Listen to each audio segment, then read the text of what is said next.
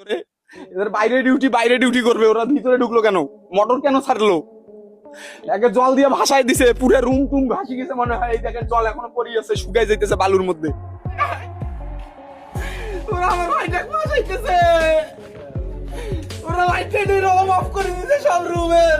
দরজাটাও লাগিয়ে দিছিল, ওই দরজাটাও লাগিয়ে দিছিল। আমি বললাম তখন আমার সাইডে একজন ডাকে নিয়ে বলে আপনি পড়ালেখা জানেন, আমি তো মূর্খ মানুষ। গভীর রাতে গণপতির বাড়ির ছাদের সব আলামত ধুয়ে মুছে ফেলল পুলিশ প্রশাসন। রংপুরের শিক্ষক গণপতি চক্রবর্তী ও তার পরিবারের 4 সদস্য নৃশংস হত্যাকাণ্ডে রেশ কাটতে না কাটতেই এবার ধোঁয়াশা তৈরি হয়েছে আলামত ধুয়ে মোছার চাঞ্চল্যকর অভিযোগ ঘিরে। অভিযোগ উঠেছে, সত্য আড়াল করতে পুলিশ প্রশাসন রহস্যজনক এই পদক্ষেপ নিয়েছে। গভীর রাত আনুমানিক 1:30টার পর হঠাৎ করেই এই ভবনের সব আলো নিভিয়ে দেওয়া হয়। অন্ধকার পরিবেশের মধ্যে মোটরের পানি ছেড়ে ছাদ ধুয়ে ফেলা হয়। এ সময় চারপাশের থমথমে নীরবতার মাঝে শুধু পানির প্রবল শব্দ আর লাইট বন্ধ করে চালানো এই কার্যক্রম প্রত্যক্ষদর্শীদের চরম বিস্ময় ও সন্দেহের মুখোমুখি দাঁড় করিয়েছে।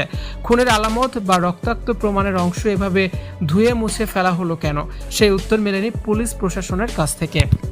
ঘটনাস্থলে দাঁড়িয়ে কান্নায় ভেঙে পড়েন আসামি সিদ্ধার্থ দাসের বড় ভাই পার্থ দাস। কান্না জড়িত কণ্ঠে তিনি বলেন, রাত 1:30টার পর সব আলো নিভিয়ে মোটর ছেড়ে ছাদ ধুয়ে ফেলা হয়েছে। পুলিশের তো সেখানে ঢুকতেই পারার কোনো কথা ছিল না। ছাদ যদি কোনো রক্তের দাগ বা গুরুত্বপূর্ণ প্রমাণ থেকে থাকে তা পানির স্রোতে ভাসিয়ে দেওয়া হলো কেন?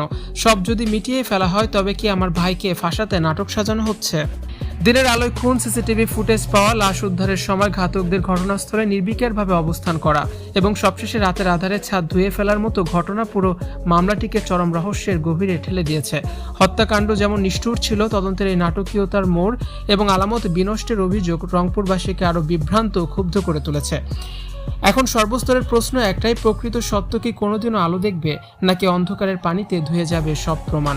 ভিউয়ার্স, এ বিষয়ে আপনাদের মূল্যবান মতামত জানিয়ে অবশ্যই কমেন্টস করুন।